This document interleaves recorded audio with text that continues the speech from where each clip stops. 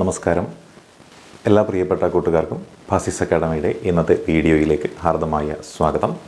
നമ്മൾ ഇന്നിവിടെ പഠിക്കുന്നത് കഴിഞ്ഞ ദിവസങ്ങളിൽ പഠിച്ചുകൊണ്ടിരിക്കുന്ന ഇന്ത്യൻ പീനൽ കോഡുമായി ബന്ധപ്പെട്ടിട്ടുള്ള ജനറൽ എക്സെപ്ഷൻസ് എന്ന് പറയുന്ന മേഖലയിൽ നിന്നുള്ള കുറച്ച് കാര്യങ്ങളാണ്. അപ്പോൾ ഇന്ന് നമ്മൾ ആദ്യം നോക്കുന്നത്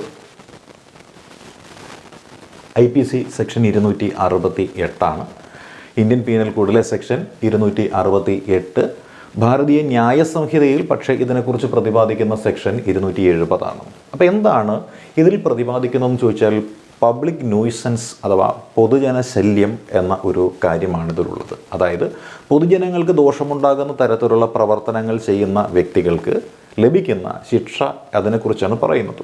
അപ്പോൾ പൊതുജനമെന്ന് പറയുമ്പോൾ അത് ആര് വേണമെങ്കിലും ആവാം. സമൂഹത്തിൽ ജീവിക്കുന്ന ഏതൊരു വ്യക്തിക്കും ദോഷമുണ്ടാക്കുന്ന പ്രവർത്തനങ്ങൾ ചെയ്യുന്ന ആ ഒരു കുറ്റകൃത്യം അതിനെയാണ് നമ്മൾ പൊതുജന ശല്യം അഥവാ പബ്ലിക് ന്യൂയിസൻസ് എന്ന് പേരിട്ടുകൊണ്ട് വിശേഷിപ്പിക്കുന്നത്. അപ്പോൾ ഇത്തരത്തിൽ കുറ്റങ്ങളിൽ ഏർപ്പെടുന്ന വ്യക്തികൾക്ക് ഇന്ത്യൻ പീനൽ കോഡ് പ്രകാരം ഉണ്ടായിരുന്ന ശിക്ഷ എന്ന് പറയുന്നത് 200 രൂപ പിഴയായിരുന്നു.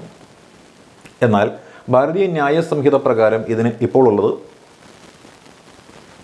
1000 രൂപയാണ് പിഴയായിട്ട് നിശ്ചയിച്ചിരിക്കുന്നത്. പക്ഷേ ഇത് ജാമ്യം ലഭിക്കുന്ന ഒരു വകുപ്പാണ്, അതായത് ഒരു ബെയിലബിൾ ഒഫൻസ് ആണ് എന്ന് നമുക്ക് പറയുവാനായിട്ട് സാധിക്കുന്നതാണ്. അപ്പോൾ ഇന്ത്യൻ പീനൽ കോഡ് പ്രകാരം പൊതുശല്യം ഉണ്ടാക്കുന്ന വ്യക്തികൾക്ക് 200 രൂപയാണ് പിഴ നൽകാറുള്ളത്. ഇത് IPC സെക്ഷനാണ്, നമുക്ക് പരീക്ഷയ്ക്ക് ചോദിക്കുന്ന ഒരു മേഖല തന്നെയാണ്. ഇനി വീണ്ടും നമ്മൾ നോക്കിയാലോ, IPC 269 അഥവാ ഭാരതീയ ന്യായ സംഹിത പ്രകാരം സെക്ഷൻ 271 ഇവിടെയുണ്ട്. ഇതിലെന്താണ് പ്രതിപാദിക്കുന്നതെന്ന് ചോദിച്ചാൽ കൊടുത്തിരിക്കുന്നത് എന്താണ്? Negligent act likely to spread infection of disease dangerous to life. നമ്മുടെ ജീവന് അപകടകരമാകുന്ന തരത്തിൽ പകർച്ചവ്യാധികൾ ബോധപൂർവം സ്പ്രെഡ് ചെയ്യുന്നൊരു വ്യക്തി, അതായത് പകർച്ചവ്യാധികൾ ബോധപൂർവം സ്പ്രെഡ് ചെയ്യുന്ന വ്യക്തികൾ, അങ്ങനെയുള്ള ആളുകൾക്കുള്ള ശിക്ഷയാണ് ഈ പറയുന്ന IPC സെക്ഷൻ 269 പ്രകാരമുള്ളത്.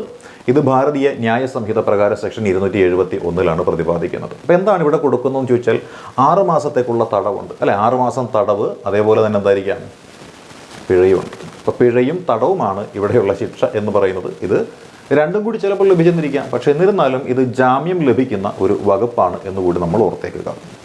ഇനി വീണ്ടും നോക്കിയാൽ അടുത്ത ഒരു സെക്ഷൻ ഉണ്ട്, അത് IPC 270. IPC 270 എന്ന് പറയുന്നത് ഭാരതീയ ന്യായ സംഹിത പ്രകാരം സെക്ഷൻ 272. അപ്പോൾ സെക്ഷൻ 272 ഭാരതീയ ന്യായ സംഹിത പ്രകാരം ഇതിൽ പറഞ്ഞിരിക്കുന്നത്.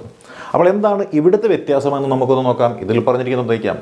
മലൈനന്റ് ആക്ട്, അല്ലേ? Malignant act likely to spread infection of disease dangerous to life. അതായത് ജീവന് അപായമുണ്ടാക്കുന്ന തരത്തിൽ എന്ത് ചെയ്യുകയാണ്? രോഗം പ്രചരിപ്പിക്കുക അല്ലെങ്കിൽ രോഗം സ്പ്രെഡ് ചെയ്യുന്ന പ്രക്രിയ നടത്തുന്ന ആളുകൾക്ക് കൊടുക്കുന്ന ഒരു ശിക്ഷാവിധിയാണ് ഇവിടെ പറഞ്ഞിരിക്കുന്നത്.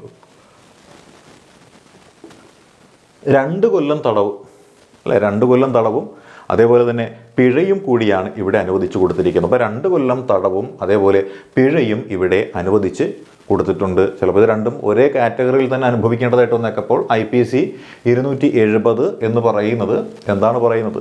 2 കൊല്ലം തടവും പിഴയും വരെ കിട്ടുന്നതാണ്. പക്ഷേ ഇതെല്ലാം ജാമ്യം ലഭിക്കുന്ന വകുപ്പുകളാണ് എന്നുകൂടി ഓർത്തേക്കുക. ഇനിയോ IPC 277 അല്ല, IPC 277 അല്ലെങ്കിൽ ഭാരതീയ ന്യായ സംഹിത പ്രകാരം 279 എന്ന് നമ്മൾ പറയും, അല്ല? IPC 277 അതല്ലെങ്കിൽ ഭാരതീയ ന്യായ സംഹിത പ്രകാരം സെക്ഷൻ 279. എന്താണ് ഇതിൽ ഉൾപ്പെട്ടിരിക്കുന്നത്? Fouling water of public spring or reservoir എന്ന് പറയുന്നത്, അല്ലെ? Fouling water of public spring or reservoir, അതായത് പൊതു നീരുറവിയിലോ അല്ലെങ്കിൽ പൊതു ജലസംഭരണിയിലോ മാലിന്യം കൊണ്ടുവന്ന് നിക്ഷേപിക്കുകയും ജലം മലിനപ്പെടുത്തുകയും ചെയ്യുന്ന പ്രവർത്തനങ്ങളിൽ ഏർപ്പെടുന്ന ആളുകൾക്കുള്ള ശിക്ഷയെക്കുറിച്ചാണ് ഇവിടെയും പറയുന്നത്. ഇവിടെ 3 മാസം തടവാണ് വിധിക്കുന്നത്, അതല്ലെങ്കിൽ 500 രൂപ പിഴയാണ് IPC പ്രകാരമുള്ളത്. എന്നാൽ ഭാരതീയ ന്യായ സംഹിത പ്രകാരം ഇവിടെ എത്രയാണ്? 6 മാസത്തെ തടവും 5000 രൂപ പിഴയുമാണ് അനുവദിക്കുന്നത്. ഇത് നമ്മുടെ ഭാസിസ് അക്കാഡമിയുടെ സിവിൽ പോലീസ് ഓഫീസർ എന്നുള്ള കോഴ്സിൽ നൽകുന്ന ക്ലാസ്സുകളാണ്. അപ്പോൾ ഇത്തരത്തിലുള്ള ക്ലാസ്സുകളിൽ വ്യക്തമായിട്ടുള്ള വിവരങ്ങളൊക്കെ ഉൾപ്പെടുത്തിയാണ് നൽകുന്നത്. അപ്പോൾ പരീക്ഷയ്ക്ക് പഠിക്കുന്ന കൂട്ടുകാർക്ക് എല്ലാവിധ വിജയാശംസകളും നേരുന്നു. All the best.